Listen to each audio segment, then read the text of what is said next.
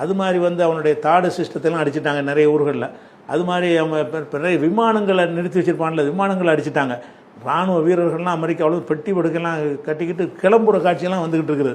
அதனால் மத்திய கிழக்கில் எந்த ஒரு நாட்டிலையும் அரபு நாடுகள் பயந்து நடுங்குது. இவன் அமெரிக்கா நம்மளை காப்பாற்றணும் தானே கொண்டாந்து வச்சான், இப்போ அவனை நம்ம காப்பாற்ற வேண்டியிருக்கு, நம்மளுக்கு படை இறக்கி நம்மளை காப்பாற்ற வேண்டியது தானு கேட்குறாங்க சவுதி அரேபியாவில் எல்லாருமே. அப்போ சவுதி அரேபியாவில் உள்ள விமானத்தலங்களை காலி பண்ணுறாங்க. அது மாதிரி பஹ்ரைனில் நிறைய இருக்கிறது. பஹ்ரைனில் அந்த கடற்படை தளமாக வச்சுருக்குறாங்க. அதில் உள்ளதெல்லாம் தகர்த்து தெரிஞ்சிட்டாங்க. அப்போ இன்னும் தாக்கிட்டு இருக்கிறாங்க. சுத்தமாக அமெரிக்கா அங்கேருந்து வெளியேறினாலே தவிர நாங்கள் ஓய மாட்டோம், மத்திய கிழக்குலேருந்து ஓயணும்னு அவங்க சொல்லிட்டு இருக்கிறாங்க. அப்போ யாருக்கு ஓங்கிருக்குன்னு நீ பார்த்துக்கிறங்க. கான்பிகா தீவுன்னு ஒரு தீவு ஈரான்ல அமெரிக்கா தொடர்ந்து போட்டிருக்கு.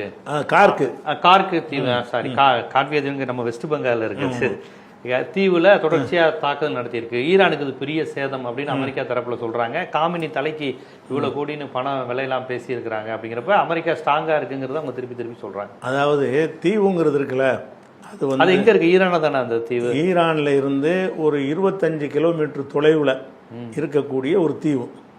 அந்த தீவு டச்சுக்காரங்க கையில் இருந்தது. முன்னாடி டச்சுக்காரங்க கையில் ஆக்கிரமித்து வச்சுருந்தாங்க.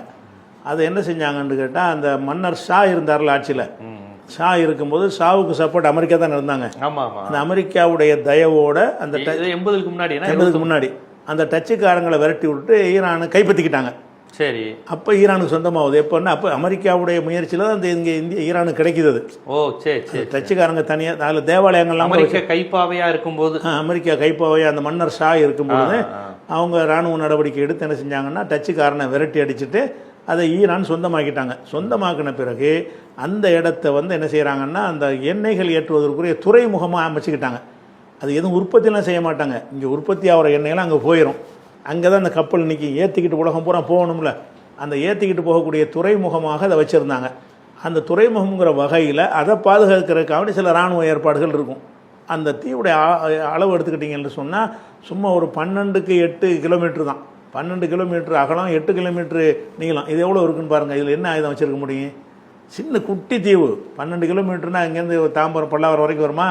கிண்டி வரைக்கும், பாரிஸ்ல இருந்து கிண்டி வரைக்கும் அவ்வளவு தூரம் தான். அவ்வளவு தூரத்துல உள்ளதுல என்ன ராணுவ ஏற்பாடு பண்ணுவாங்க? அதுல சின்ன தீவு, குட்டி தீவு. மக்கள் வசிக்கிறாங்களா?